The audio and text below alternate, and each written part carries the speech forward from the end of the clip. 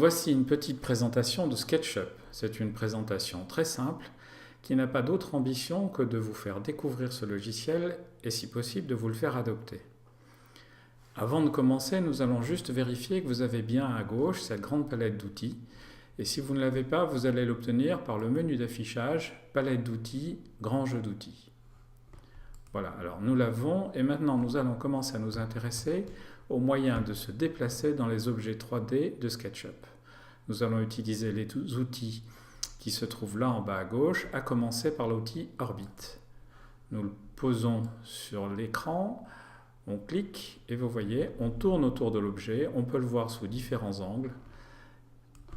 Et voilà, deuxième outil, l'outil panoramique qui lui va nous permettre de déplacer l'objet sans changer d'angle. À droite, à gauche, l'angle n'a pas changé.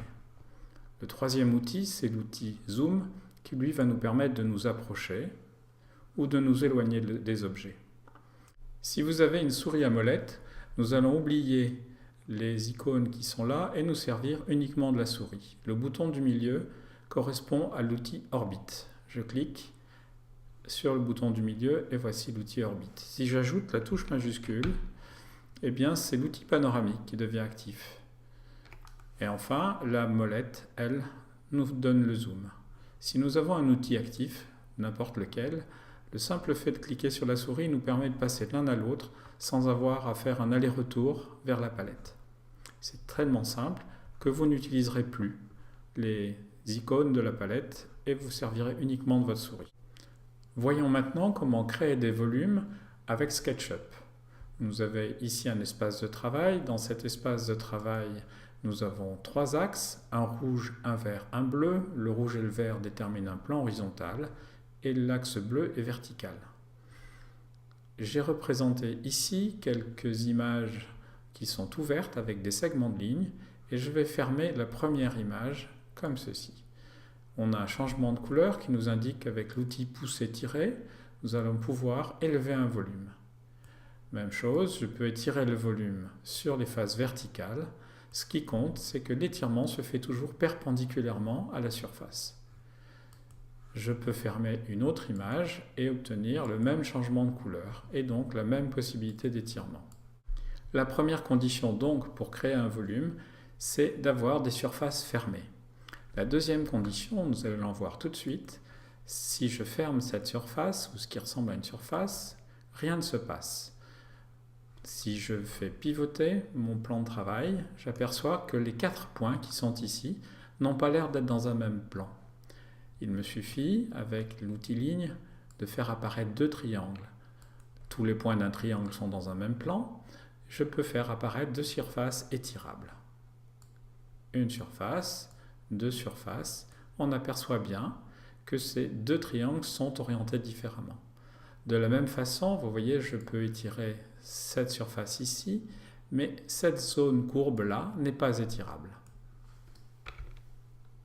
Alors, comment faire pour dessiner des surfaces qui sont toujours dans un même plan? On peut d'abord utiliser ce type de surfaces qui sont prédéfinies et qui, par construction, sont toujours dans un même plan. Si je représente un rectangle, le voici. Par construction, c'est dans un seul plan. Même chose pour un cercle ou un polygone. Si j'utilise l'outil ligne, je vais utiliser un petit accessoire. Vous voyez, j'ai un trait vert qui nous montre que je suis parallèle à l'axe vert. Je vais être parallèle à l'axe rouge. Je vais être encore parallèle à l'axe vert. Je peux fermer la surface. Parce que j'ai suivi les axes, je suis toujours dans le même plan. SketchUp met à notre disposition des aides visuelles. Vous avez vu ce trait rouge ou ce trait vert qui s'appelle une inférence. Ils existent sous forme de traits, ils existent sous forme de points. Si je viens pointer à l'extrémité d'une ligne, j'ai un point vert. Le long de la ligne, c'est un point rouge. Si c'est au milieu, c'est un point cyan. Si c'est sur la face, c'est un point bleu. Vous avez vu apparaître aussi des petits points noirs qui vont nous aider à raccorder des lignes en formant des surfaces régulières. Je clique ici, je viens chercher une inférence ici, je m'écarte et j'ai 2 points noirs qui vont me montrer comment faire un angle droit. Je peux venir fermer cette surface ici, peu importe. Et si j'ai envie de simplifier Ces trois surfaces en une seule, avec la gomme, je n'en fais qu'une seule, que je vais pouvoir étirer. Une autre forme d'inférence utile, c'est en volume. Si j'étire ce volume et que je veux qu'il ait la même hauteur que le volume d'à côté, il me suffit d'étirer mon curseur sur le haut du volume d'à côté. Maintenant, les deux volumes ont la même hauteur. À ce stade, on pourrait avoir le sentiment qu'on est limité à des formes assez simples et qu'on est contraint par un plan horizontal et par des inférences. En fait, il n'en est rien, on va pouvoir faire des choses très compliquées, voire même des formes organiques. L'important, c'est de se mettre à apprendre des stratégies de dessin pour s'affranchir des inférences et du plan horizontal. C'est un apprentissage qui n'est pas très compliqué et ça vaut vraiment la peine de le faire sérieusement.